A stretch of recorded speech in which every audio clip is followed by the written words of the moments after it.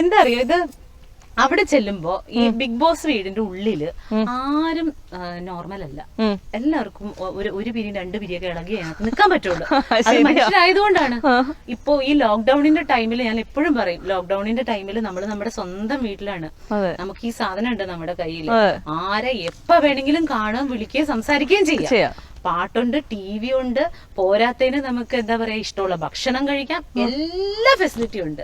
നമുക്ക് എത്ര പേർക്ക് വിഷാദ രോഗം വന്നു വന്നിട്ടും അത് സത്യമല്ലേ ഇല്ലേ? ഇത് ആ സ്ഥലത്ത് ആലോചിച്ചൊക്കെ ഇത്ര ആകാശേ കാണാൻ പറ്റുള്ളൂ. ചേച്ചി ആ സമയത്ത് ചേച്ചി എപ്പോഴെങ്കിലും ആലോചിച്ചോ കൊറോണ വന്നാൽ നന്നായെന്ന്? ഞങ്ങൾ അറിഞ്ഞില്ലല്ലോ കൊറോണ വന്നത്. അല്ല, അത് കഴിഞ്ഞിട്ട് ഇത് പെട്ടെന്ന് ഇത് എല്ലാം പൂട്ടിക്കെട്ടിയപ്പോഴേക്കും ഞാന് നടക്കണ വഴിയൊക്കെ പറഞ്ഞു, ബിഗ് ബോസ് എന്നെ ആഴ്ചപ്പുറത്ത് വിടണം, എനിക്ക് വോട്ട് കുറവാന്നുള്ളത് എനിക്കറിയില്ല. എനിക്കിനി ഇപ്പൊ ആൾക്കാർ നീ അങ്ങനെ പ്രാർത്ഥിച്ചില്ലെങ്കിൽ വീടുവായിരുന്നില്ല, ഇതിനൊക്കെ വോട്ടില്ല എന്നിപ്പോ എനിക്ക് പറയും. പക്ഷെ അത് ഞാൻ അറിയാം. അത് ശരി. ആ സമയത്ത് നടന്ന ചില ലീലാവിലാസങ്ങളൊക്കെ യൂട്യൂബിലൊക്കെ കണ്ടായിരുന്നോ ചേച്ചി? ഇല്ല. ചേച്ചി തെറി വിളിച്ച് അഭിഷേകം നടത്തുന്നുണ്ടായിരുന്നു പലരും. അപ്പൊ ഞാനിങ്ങനെ ഓരോ സെക്കൻഡ് ഞാൻ മറ്റേ ലിപ് ലൈനറും കൊണ്ട് എഴുതിയിട്ട് അവിടെ ഒരു തപാൽ പെട്ടി ചുമ്മാ വെച്ചേക്കണം, അതിനകത്ത് കൊണ്ടുവന്ന് ബിഗ് ബോസ് എന്നെ എങ്ങനെയാണ്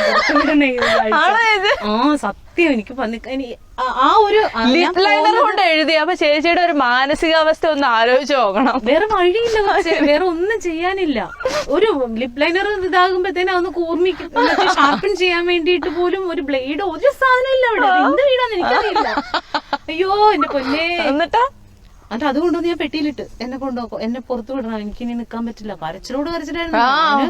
എന്ത് എനിക്കറിയാം. എനിക്ക് കാരണം ഇനി അവിടെ നിന്നാ എനിക്ക് എന്റെ മാനസിക നില തെറ്റിപ്പോകും. എനിക്ക് കൊച്ചിനെ കാണുന്നതിന്റെ ഏറ്റവും അവസാനത്തേക്ക് എത്തി ഞാൻ. ഇനി എനിക്ക് പിടിച്ചു നിൽക്കാൻ പറ്റില്ലായിരുന്നു. എപ്പോഴെങ്കിലും ഒരു സമയത്ത് നമ്മുടെ കൊറോണയ്ക്ക് നന്ദി പറഞ്ഞായിരുന്നല്ലേ? അവിടെ നിന്ന് പോന്നു കഴിഞ്ഞിട്ട് ഞാൻ 1000 നന്ദി പറഞ്ഞു. അത് കഴിഞ്ഞാണ് പിന്നെ അതിന്റെ പ്രശ്നങ്ങളൊക്കെ മനസ്സിലാക്കി. ചേച്ചിയുടെ ഇനി മുന്നോട്ടുള്ള പ്രൊജക്ടുകൾ എന്തൊക്കെയാ?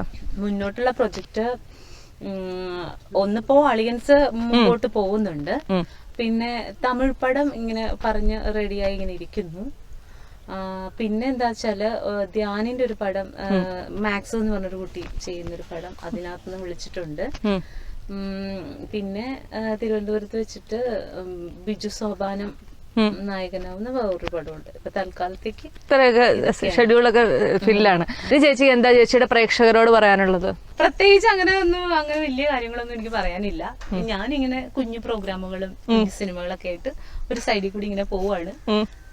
പറ്റുന്നവര് സപ്പോർട്ട് ചെയ്യണം, സ്നേഹിക്കണം.